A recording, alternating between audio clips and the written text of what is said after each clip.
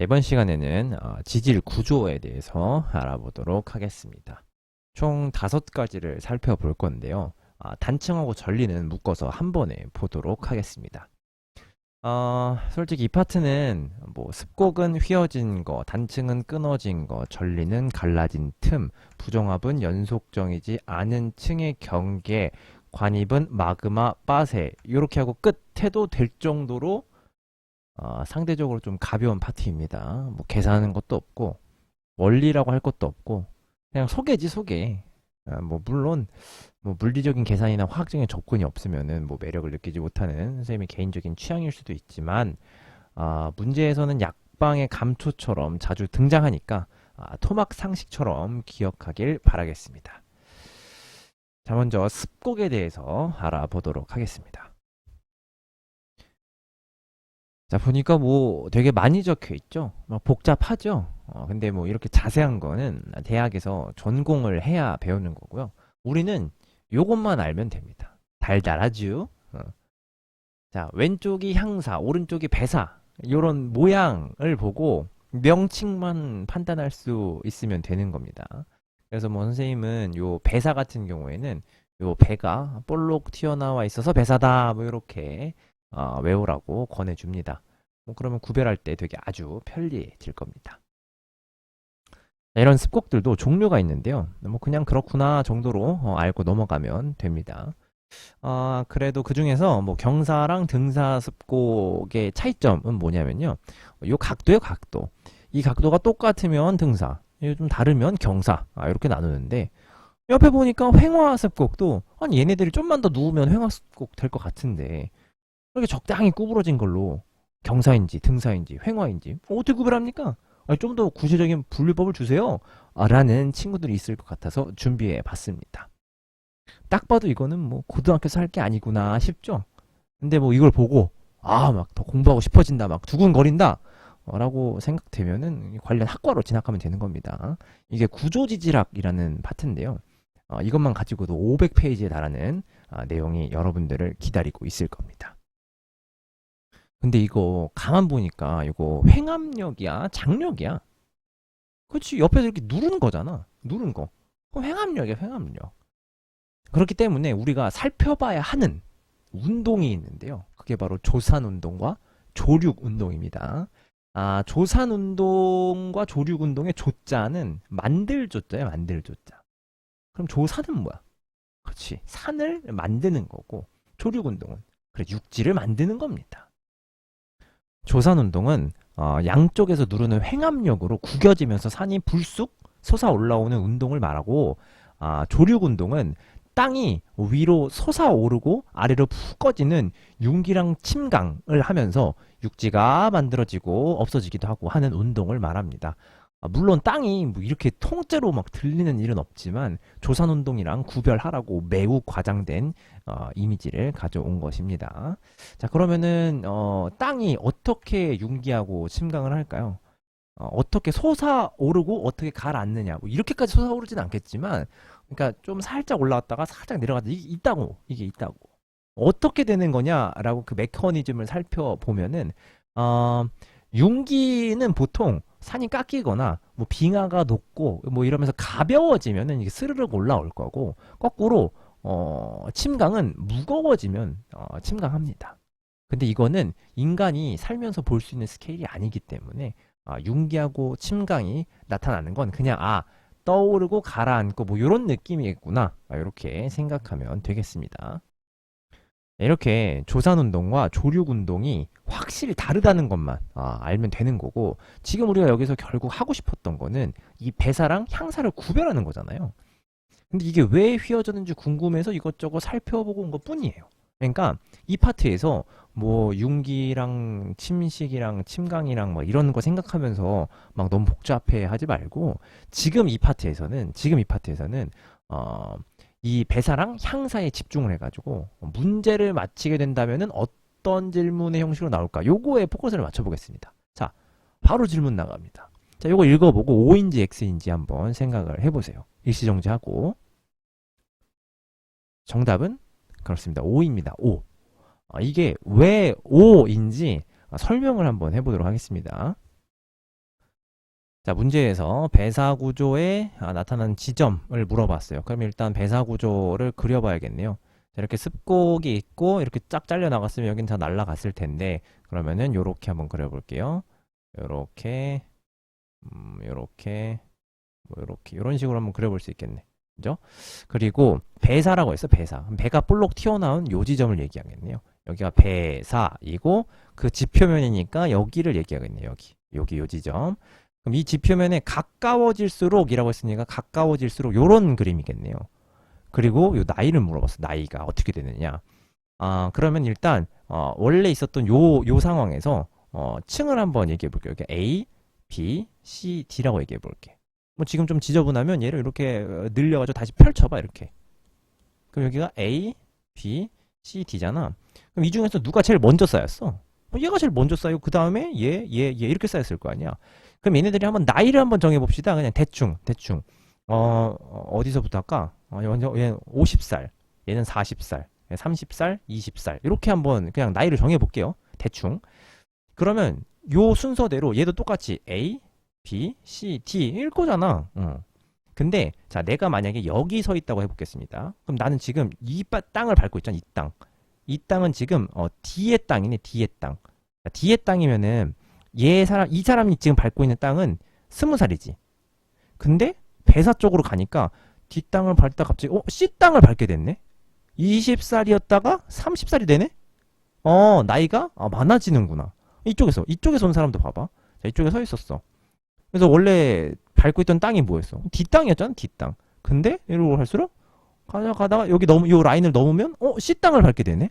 이 사람도 20살이었다가 30살이 되는, 나이가 점점 많아지는 방향으로 가고 있는 중인 거라서 이게 맞는 게 되는 겁니다. 그래서 이런 문장들을 판단해 볼 수 있으려면은 가장 중요한 게 바로 이 배사 구조가 어느 포인트인지 요거를 체크할 수 있어야 된다는 거 꼭 기억하고 넘어갔으면 좋겠습니다. 다음은 단층과 전리입니다. 해령이랑 해구할 때는 정단층이랑 역단층 하고, 화산암이랑 심성암 할 때는 주상전리랑 판상전리 했는데, 일부 친구들은 이게 단층과 전리가 뽀개졌다는 측면에서는 뭔가 살짝 비슷하잖아. 근데 확실히 달라. 정확하게 뭐가 다른 거지? 라고 생각했을 겁니다. 아주 좋은 접근이에요. 이 둘의 공통점은 아까 말한 대로 뽀개졌다는 점입니다. 그럼 이 둘의 차이점은 그렇습니다. 이동을 했냐 안 했냐입니다. 단층과 전리를 나누는 절대적인 이동 거리가 정해져 있는 건 아니지만 대충 한 요 정도 어긋나 있으면 단층이고 요 정도 금이 가면 전리였습니다. 어떤 느낌인지 한 방에 알겠죠? 그래서 이렇게 한눈에 봐도 알 수 있는 것들만 분류하지 뭐 애매하게 몇 센치? 이런 걸로는 단층과 전리를 구별하지 않습니다. 그럼 이렇게 어긋나 있는 단층도 그 방향에 따라 가지고 종류가 나눠지겠죠. 그 중에서 이거는 뭐 하도 많이 봐가지고 뭐 보자마자 뭐 하고 대답할 수 있을 정도로 익숙할 텐데, 오른쪽 뭐야? 이거 정단층이야 역단층이야? 이거 그렇지, 역단층이야 역단층. 그럼 얘가 정단층 좋아요. 이렇게 어긋난 거 말고도 요렇게 어긋난 것도 있겠죠. 있어요. 그래서 왼쪽 거를 수직단층이라고 하고 오른쪽 거를 수평단층이라고 합니다. 근데 이 수평단층 보니까 이거 어디서 많이 본 것 같은데, 그죠? 이렇게 움직이는 거 어디서 많이 봤어. 어디서 봤어? 맞아요. 보존형 경계에서 변환단층이라고 들어봤을 거예요. 그러면은 왜 여기서는 이렇게 수평단층이라고 부르지? 근데 이거 수평단층이 다른 말로 이렇게 주향이동단층이라고도 하는데, 뭐야 이거 도대체, 이거 셋은 무슨 관계야? 정리가 좀 필요해 보이죠? 그래서 우선 단어상으로 보면은 이렇습니다. 단어상으로 보면은 수평단층은 암석이 수평한 방향으로 이동하면 되는 거야. 그러니까 같은 방향으로 이동해도 수평 방향이면은 수평단층이라고 얘기할 수 있는 거야. 근데 변환단층은 조건이 두 개가 붙죠. 판의 경계여야 돼. 게다가 서로 반대 방향이어야 돼. 그러니까 얘네 둘 중에서 누가 더 큰 개념이야? 얘가 더 큰 개념이야. 그냥 변환단층은 수평단층 안에 들어간다고요. 오케이. 뭐 그거는 이제 쉽게 이해됐어. 좋아. 그럼 이제 남은 거는 이제 이 주향 이동 단층이라는 건데, 이 주향 이동 단층을 이해하려면 이 주향이라는 게 뭔지 알아야 됩니다. 주향. 쫙. 자, 주향은 진북을 기준으로 땅이 틀어진 정도를 얘기합니다. 땅이 틀어진 정도. 땅이 틀어진 거야, 땅. 아니, 근데 잠깐만. 또, 어디서 많이 들어본 거 있는데? 틀어져? 이 틀어진 거 이거 어디서 또 많이 봤는데, 진북을 기준으로 틀어진 정도? 맞아요. 편각할 때 봤어요. 편각. 근데 그때 틀어진 정도는 진북을 기준으로 자북이 틀어져 있는 거예요. 자북. 지금 이거는 뭐예요? 땅이 틀어진 정도로 보는 거예요. 이렇게 보면 이해가 잘 안 가죠? 그래서 좀 더 이해하기 쉽게 만들어 왔습니다. 자, 요 화살표가 가르치는 게 진북이라고 해볼게요. 그리고 요런 지층이 있다고 해보겠습니다. 그럼 이 지층에다가 수평하게 이렇게 나무 판자를 대볼 수 있겠죠. 그냥 뭐 출석부 같은 건 그냥 갖다 댔다고 생각해 보세요. 평평하게. 그러면 얘랑 요 지층면이 만나는 요 선이 있을 거예요. 교선이죠. 요선. 요거를 주향선이라고 할 거예요. 주향선. 봐봐요. 이 주향선이 요 진북과 이루는 이제 각도를 볼 텐데, 봐봐요. 여기에서 요 각도, 요게 이제 주향이라는 거예요. 주향. 그러니까 땅이 틀어져 있는 정도. 진북을 기준으로 땅이 틀어져 있는 정도. 이제 뭔 소린지 알겠죠? 반대쪽도 마찬가지입니다. 자, 진북을 기준으로 요 땅이 틀어진 정도를 재는 게 바로 주향인 겁니다. 그럼 이 땅이 틀어진 정도를 어떻게 측정하는지 궁금하죠? 그래서 우리는 이 클리노미터라는 거를 사용을 하는데요. 이렇게 아까처럼 이렇게 출석부 같은 거 놓고 그 위에다가 이렇게 착 올려놔요. 그러고 나서 이 주향선과 이 나침판 방향이 가르치는 곳의 각도를 재면 그게 주향이겠구나라는 것을 알 수 있습니다. 근데 우리 이거 배워서 알잖아요. 이 빨간색이 가르치는 것은 진북이 아니라 무슨 북이요? 자북이에요, 자북. 아니, 근데, 야, 이게 또 생각이 이제 좀 더 확장이 돼야 되는 건데, 편각, 복각을 지대로 공부한 친구들은 여기서 궁금증이 생길 거예요. 아니, 지금 내가 알고 싶은 주향이라는 것은, 봐봐. 주향이라는 것은 진북을 기준으로 틀어진 정도인데, 아니, 만약에 였다가 클리노미터라는 걸 대고, 나침판을 이렇게 가르쳐 봤더니, 자북을 가르치는데 난 진북을 기준으로 이렇게 틀어진 정도로 보고 싶은 거잖아. 근데 지금 클리노미터로 재면은 자북을 기준으로 틀어진 정도로 재는 거네? 이거 좀 이상한데? 라고 생각이 들 텐데, 정확하게 본 겁니다. 그래서 우리는 지구학2에서 편각 보정이라는 것까지 해요. 그러니까 지금 뭐 클리노미터 얘기, 뭐 주향경사 얘기, 편각 보정 얘기 이런 거 다 죄다 지구학2에서 배웁니다. 그럼에도 불구하고 이 소개를 한 이유는 주향 이동 단층이 왜 수평 단층하고 똑같냐라는 말뜻을 정확하게 이해하기 위해서인 건데, 봐봐요. 주향 방향이 이거잖아요. 주향 방향. 그럼 주향 방향으로 이동한 거니까 주향 이동 단층이겠네. 그러니까 그 방향은 수평이라서 두 개가 같은 말이 되는구나라는 것만 이해하면 됩니다. 했죠? 이제는 헷갈릴 일 없을 거예요. 그래서 요 세 가지를 정확하게 살펴봤습니다. 다음은 부정합입니다. 자, 부정합의 한자는 이렇게 되어 있고요. 사전적인 뜻은 이러합니다. 여기에 부정합의 요 정자는 정돈하다, 뭐 가지런하다 이렇게 할 때 정자인데, 그럼 부정합은 뭔가 가지런하지 않고 정돈되지 않은 모양새를 말하는 것 같다라는 느낌일 텐데, 그럼 정합이 뭔데? 정합은 이렇게 이쁘게 차곡차곡 이렇게 쌓여 있는 것을 정합이라고 얘기합니다. 그러면은 부정합은 이쁘게 안 생긴 거구나 라는 거 바로 감이 오잖아요. 그 이쁘지 않게 쌓여 있는 모습들도 가지각색일 텐데, 그 종류를 한번 알아보도록 하겠습니다. 부정합에도 여러 종류가 있지만 대표적인 부정합은 이렇게 세 가지가 있습니다. 평행부정합 같은 경우에는 지금 최신 쌓인 층 아래층이 평행인 거를 평행부정합이라고 하고, 경사부정합은 그 아래가 경사진 거, 난정합은 그 아래가 굉장히 난감한 거. 실제로 이 난정합의 난자는 어려울 난자인데요. 이러지도 못하고 저러지도 못하는 평행도 아니고 경사도 아닌 뭐 난감한 부정합을 난정합이라고 한다라고 생각하면은 더 기억하기 쉬울 겁니다. 정확하게 얘기하면은 이 퇴적함 아래에 화성함이나 변성함 등이 있으면 그런 부정합을 난정합이라고 이야기하는 겁니다. 부정합에서는 종류도 종류지만 뭐니 뭐니 해도 가장 중요한 거는 바로 이 부정합의 시사점인데요. 이렇게 층과 층 사이의 갭, 층과 층 사이의 갭, 층과 층 사이의 요 갭이 생기려면은 오랜 시간 동안 퇴적작용이 일어나지 않았어야 되거든요. 그러니까 만약에 그냥 퇴적, 그 다음에 또 퇴적, 퇴적, 퇴적, 퇴적, 퇴적 했으면은 굳이 이런 라인이 생길 필요가 없어요. 그러니까 부정한 면이라는 게 생길 필요가 없이 그냥 쭉 쌓였을 텐데.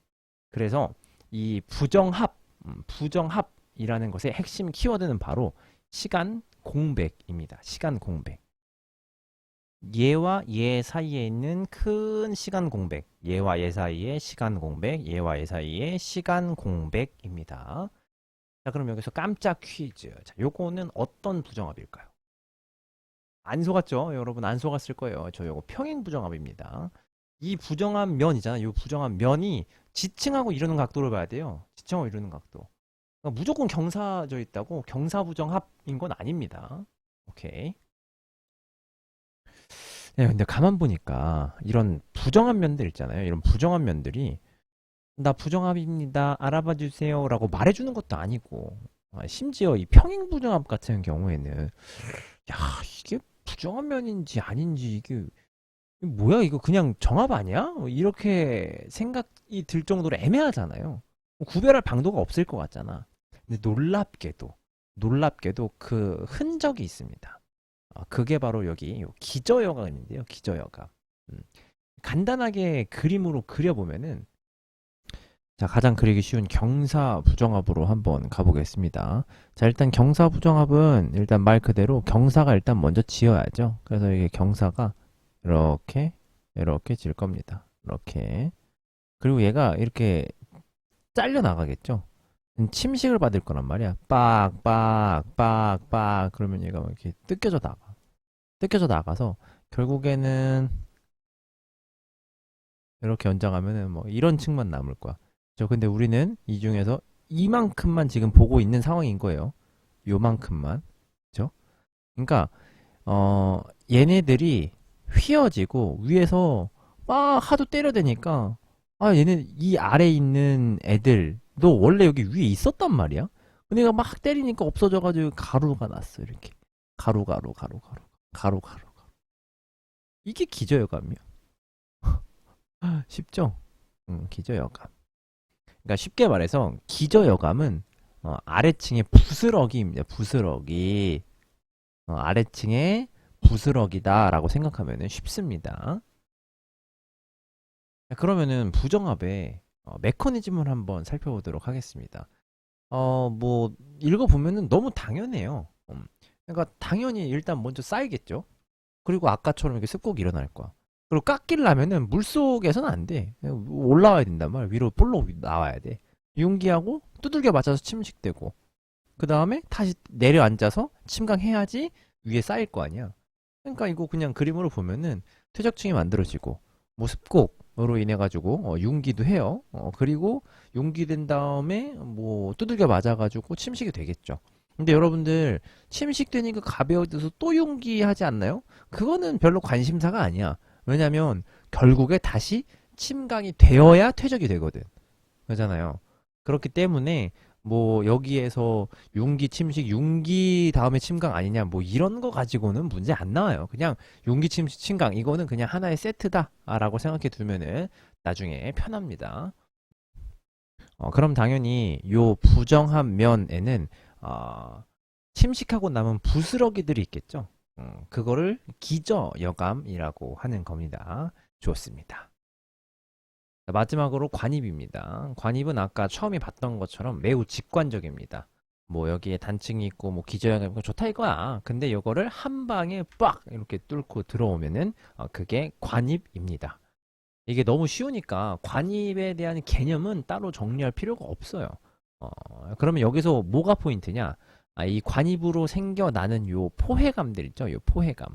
이 포회감하고 기저여감을 구별하는 게 이 파트에서는 포인트가 되겠습니다. 우선 포회감이라고 하면은 이 A하고 C가 쌓여져 있는 기존 지층이 이렇게 빡 하고 뚫고 들어온 거예요. 뚫고 들어왔는데 얘네들은 완전히 싹 덮어버리진 못하고 얘네들의 일부를 뭐 A가 됐든 C가 됐든 기존에 있는 지층의 일부를 이렇게 싹 감싸. 이렇게 싹 감싸.